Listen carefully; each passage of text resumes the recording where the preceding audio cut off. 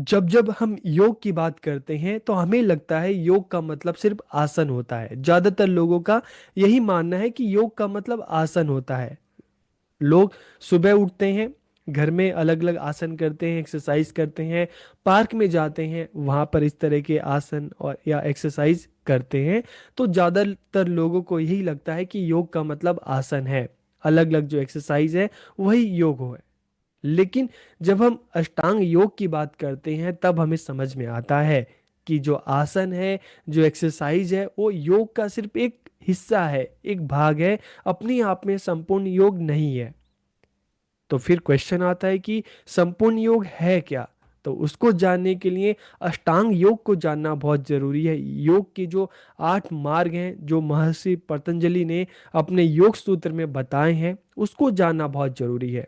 जब हम योग के अष्टांग मार्ग की हम बात करते हैं, अष्टांग योग की बात करते हैं, तब हमें समझ में आता है कि योग के माध्यम से हम अपने जीवन को बेहतर बना सकते हैं, अपने जीवन को स्वस्थ बना सकते हैं, अपने जीवन को खुशहाल बना सकते हैं। तो अष्टांग योग के जो 8 मार्ग कौन कौन से हैं? यम है, नियम है, आसन है, प्राणायाम है, प्रत्याहार है, धारणा है, ध्यान है और समाधि है। ये अष्टांग योग है।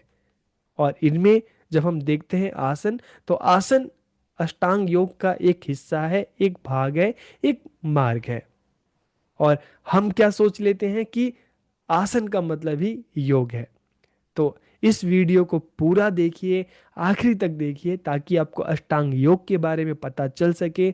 और इसके बारे में पता चलना, समझना क्यों जरूरी है, क्योंकि योग की उत्पत्ति भारत में हुई है और हम सब भारतीय हैं, इसलिए इसके बारे में हमें जानना जरूरी है, ताकि हमारे मन में सिर्फ ये धारणा ना रहे कि योग का मतलब सिर्फ एक्सरसाइज होता है, सिर्फ आसन होता है, सिर्फ व्यायाम होता है।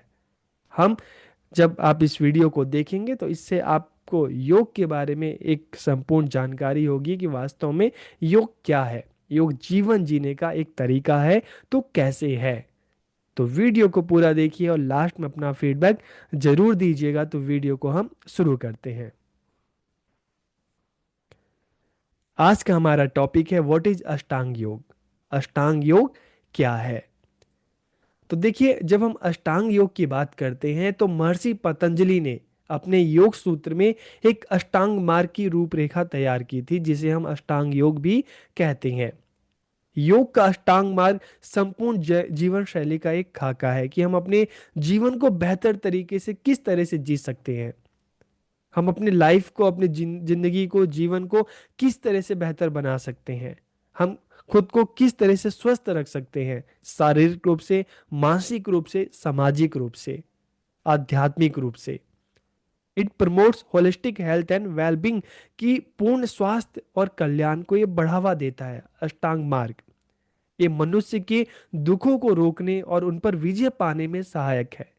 यह स्वस्थ और सुखी जीवन जीने का संपूर्ण दर्शन प्रदान करता है। कौन? अष्टांग मार्ग। अब हम जब अष्टांग मार्ग की बात करते हैं तो ये 8 रास्ते, ये 8 मार्ग कौन कौन से हैं?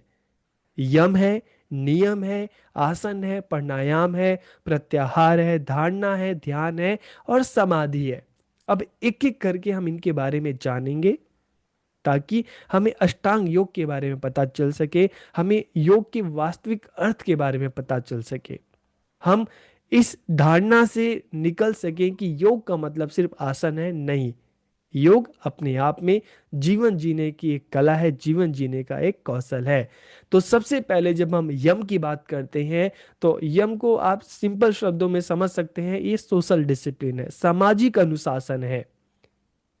यम आर यूनिवर्सल मोरालिटी की यह सार्वभौमिक नैतिकता है, समाज के प्रति दृष्टिकोण और दूसरों तथा अपने आसपास की दुनिया के साथ व्यवहार करने के तरीके को दर्शाता है यम। जब हम अष्टांग योग की बात करते हैं, उसका एक मार्ग जो है, एक स्टेज जो है यम। ठीक है, इसमें किन किन चीजों पे फोकस किया जाता है? अहिंसा, हमें हमेशा दूसरों के साथ कायम रहना है। मन, वचन और कर्म से किसी को भी कष्ट नहीं पहुंचाना। देखिए, ऐसा माना जाता है कि जरूरी थोड़ा ना कि हिंसा के लिए आप किसी को मारो, किसी पर हाथ उठाओ। कई बार आप अपने शब्दों से भी दूसरों को चोट पहुंचा सकते हैं। आपके शब्द ऐसे अगर किसी को गलत हम शब्द बोलते हैं तो सामने वाला आपके शब्दों से रो सकता है, आंसू बहा सकता है।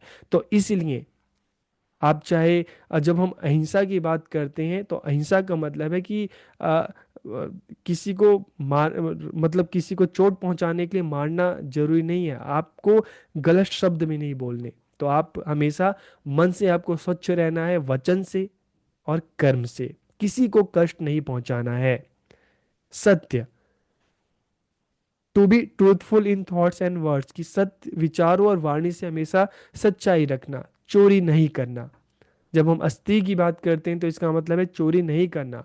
हम ब्रह्मचर्य की बात करते हैं तो कंट्रोल ऑफ द सेंसेस, की इंद्रियों पर नियंत्रण रखना, हमारी जो इंद्रियां हैं उस पर कंट्रोल करना है। और जब हम अपरिग्रह की बात करते हैं तो इसका मतलब क्या है कि आवश्यकता से अधिक वस्तुओं का, धन का संग्रह नहीं करना है। तो जब हम यम की बात करते हैं अष्टांग मार्ग में तो ये सोशल डिसिप्लिन बताता है कि हम अपने सामाजिक जीवन में हमें किस तरह से रहना है, किस तरह से दूसरों के साथ बिहेव करना है, क्या हमें नहीं करना चाहिए। तो जब अष्टांग मार्ग में जब हम यम का पालन करते हैं, यम के नियमों का पालन करते हैं, तो हम अपनी सामाजिक जीवन को बेहतर बना सकते हैं। और जब हम इसके सेकंड स्टेज की बात करते हैं, नियम की बात करते हैं, तो यम तो सोशल डिसिप्लिन था और नियम जो है पर्सनल डिसिप्लिन है, व्यक्तिगत अनुशासन है। नियम आर पर्सनल ऑब्जर्वेंसीज, के नियम व्यक्तिगत पालन, स्वयं के प्रति दृष्टिकोण और आंतरिक अनुशासन एवं उत्तरदायित्व है। और जब हम पर्सनल डिसिप्लिन कहते हैं तो इसका मतलब क्या है, सबसे पहले शौच, प्योरिटी, क्लीनिनेस, शरीर और मन की शुद्धि। जब हम शौच की बात करते हैं, जब हम सुबह उठते हैं तो हम फ्रेश होने के लिए जाते हैं, हम ब्रश करते हैं, हम नहाते हैं, तो इसका मतलब क्या है, इसका मतलब है प्योरिटी। आप अपने शरीर को, ठीक है, शुद्ध कर रहे हैं, आप अपने मन को शुद्ध कर रहे हैं। और जीवन में संतोष रखना भी बहुत जरूरी है। संतोष का मतलब क्या है, हैप्पीनेस। आपको जो मिला है, आपके पास जो है, आपको उसी में खुश रहना है, उसी में प्रसन्न रहना है। इसके अलावा तपस, जब हम तप की बात करते हैं तो सेल्फ डिसिप्लिन, अनुशासित जीवन जीना। और स्वाध्याय की हम बात करते हैं तो सेल्फ एग्जामिनेशन, सेल्फ असेसमेंट, खुद को एग्जामिन करना है, खुद का परीक्षण करना है, आत्मचिंतन करना है। और ईश्वर प्राणिधान, मतलब ईश्वर के प्रति समर्पित भाव से आपको रहना है। तो जब हमने यम की बात की थी तो यम सोशल डिसिप्लिन हमें सिखाता है, तो नियम हमें पर्सनल डिसिप्लिन सिखाता है कि हमें व्यक्तिगत जीवन में किस तरह से रहना चाहिए, किस तरह से हम खुद को स्वस्थ रख सकते हैं, हमें क्या करना चाहिए, क्या नहीं करना चाहिए, हमारे पास जो है उसी में हमें खुश रहना चाहिए, एक अनुशासित जीवन जीना चाहिए। दूसरों में कमियां निकालने की जगह हमें सेल्फ एग्जामिनेशन करना है, आत्म परीक्षण करना है, खुद को देखना है कि हम कैसे हैं। ईश्वर के प्रति हमें हमेशा समर्पित रहना है। फिर जब हम आसन की बात करते हैं तो हम अभी तक हम सिर्फ योग का मतलब आसन से ही हम समझते आए थे, तो यहाँ पे आपको काफी चीजें पता चल रही होंगी कि नहीं, आसन सिर्फ योग का एक हिस्सा है, एक भाग है। यम भी है सोशल डिसिप्लिन, नियम भी है पर्सनल डिसिप्लिन। और जब हम आसन की बात करते हैं तो फिजिकल पोस्चर, आसन का शाब्दिक अर्थ है बैठने की मुद्रा, सिटिंग पोस्चर। योग मुद्राएं शारीरिक आसनों का एक अनुशासन है, इसके माध्यम से हम अपने शरीर को फिट रख सकते हैं, फ्लेक्सिबल रख सकते हैं। कई लोग योग को केवल शारीरिक योग मुद्राओं के अभ्यास के रूप में ही जानते हैं। और आप सब भी अभी तक शायद इसको, आपको भी यही लगता था कि योग का मतलब जो है सिर्फ आसन है, अलग अलग पोस्चर है। आजकल लोग आसन या योग मुद्राओं के अभ्यास पर ही ध्यान केंद्रित करते हैं। यह शरीर को स्थिरता, सहन शक्ति और शक्ति प्रदान करने के लिए बनाई गई है। क्या, आसन। जब हम अष्टांग योग में आसन की बात करते हैं तो ये शरीर को स्थिरता, सहन शक्ति और शक्ति प्रदान करने के लिए बनाई गई है। इसमें व्यक्ति शरीर में जीवन ऊर्जा के प्रवाह के प्रति सचेत रूप से जागरूक हो जाता है। आसनों का अभ्यास जीवन के प्रत्येक कार्य करने का अभ्यास है। अगर हम अलग अलग आसन करते हैं, अपने शरीर को स्वस्थ रखते हैं, फ्लेक्सिबल रखते हैं, तो इससे हमारे जो रोजाना के जो काम काज हैं वो और आसान हो जाते हैं और सरल हो जाते हैं। आप सुबह उठिए, आसन कीजिए, व्यायाम कीजिए, और उसके बाद अपने दिन का जो आपका काम है, अगर आप स्टूडेंट हैं, स्कूल जा रहे हैं, कॉलेज जा रहे हैं, तो वहाँ पे आप जाइए। आप वर्किंग हैं तो आप अपने ऑफिस में जाइए। आप देखेंगे कि आपके शरीर में पूरी एनर्जी होगी, आप अपने काम को अच्छे तरीके से कर पाएंगे। और ऐसा माना जाता है कि योग के 84,000, 84,000 से भी अधिक आसन है, लेकिन सारे तो हम कर नहीं सकते। जो हमें हमारे शरीर के हिसाब से हमें सही लगता है, हमें वही आसन करना चाहिए। अब आते हैं हम फोर्थ स्टेज पे आते हैं, प्राणायाम। जब हम प्राणायाम की बात करते हैं तो इसको कहते हैं श्वास नियंत्रण, ब्रेथ कंट्रोल हम इसको कहते हैं। प्राणायाम दो संस्कृत शब्दों से मिलकर बना है। क्या? प्राण मतलब जीवन शक्ति, और आयाम मतलब नियंत्रण। तो प्राणायाम का अर्थ क्या है? जीवन शक्ति के प्रवाह का नियंत्रण करना, नियमन करना। जब हम प्राणायाम की बात करते हैं तो it is the science of breathing, कि यह श्वास लेने का विज्ञान है। श्वास जीवन शक्ति, ऊर्जा की शारीरिक अभिव्यक्ति है। ठीक है, जब हम श्वास की बात करते हैं तो जीवन शक्ति ऊर्जा की शारीरिक अभिव्यक्ति है, क्योंकि हमारे जीवन की जो शक्ति है वो क्या है? वो हमारी सांस ही तो है। जब तक सांस है तब तक जीवन है, सांस नहीं तो जीवन भी खत्म हो जाता है। और इंग्लिश में हम इसके लिए, जब हम प्राणायाम है, इसके लिए हम किस शब्द का प्रयोग करते हैं? ब्रेथ वर्क का, हम ब्रीथ वर्क का प्रयोग करते हैं। वी ब्रीथ एवरी मिनट, हम हर मिनट सांस लेते हैं। और हम हर दिन लगभग 21,600, 21,600 बार हम सांस लेते हैं। श्वास हमारे शरीर, मन और आत्मा के बीच का एक सेतु है। हमारे मन में होने वाला परिवर्तन हमारे सांस को प्रभावित करता है। जब हम कोई अच्छा काम करेंगे तो उस समय हमारे जो भावनाएं अलग होंगी, हमारे श्वास की गति अलग होगी। जब हम कोई बुरा काम करेंगे तब हमारे श्वास की गति अलग होगी। जब हम चलेंगे तो हमारे श्वास की गति अलग होगी। जब हम भागेंगे तब अलग होगी। तो हम देखते हैं कि हमारे मन में होने वाला परिवर्तन हमारे श्वास को भी प्रभावित करता है। हमारे सांस लेने का जो तरीका है हमारे मन की भावनाओं को प्रभावित कर सकता है, कि आप झूठ बोल रहे हैं, आप सच बोल रहे हैं। प्राणायाम का अभ्यास प्राण मन को शांत करके प्राण शक्ति को बढ़ाता है। और हमारे अगर हम बात करें तो ऐसा माना जाता है हमारे ग्रंथों के हिसाब से, कि इंसान जब पैदा होता है तो उसको एक निश्चित मात्रा में सांसें मिलती हैं। और अगर हम अपने सांसों पे नियंत्रण नहीं करेंगे तो हम अपने जीवन को जल्दी खत्म कर देंगे। तो इसलिए हमें अपने सांसों पे नियंत्रण रखना चाहिए। तो प्राणायाम क्या हमें बताता है? श्वास नियंत्रण, क्योंकि श्वास क्या है? हमारी जीवन शक्ति है। और अगर हम इस पर नियंत्रण नहीं रखेंगे तो हम अपने जीवन को क्या करेंगे? बर्बाद करेंगे। फिर हम प्रत्याहार की बात करते हैं। प्रत्याहार का मतलब क्या है? अक्सर हम देखते हैं कि हम अपने आसपास की, जो हमारे दुनिया में आसपास की चीजें चल रही हैं, हम खुद को बस अपने पर ध्यान ना लगा के दुनिया भर की चीजों में ध्यान लगाते हैं, कि वो ऐसा है, वो ऐसा है, उसकी जॉब लग गई, उसके वो अच्छी उसकी इनकम है, हमारे पास तो कुछ नहीं है। तो हमेशा हम दूसरे से खुद को कंपेयर करते हैं, तुलना करते हैं। और इस कंपैरिजन में कभी हम दूसरे को अपने से नीचे मानते हैं, कभी उससे अपने से ऊपर मान लेते हैं।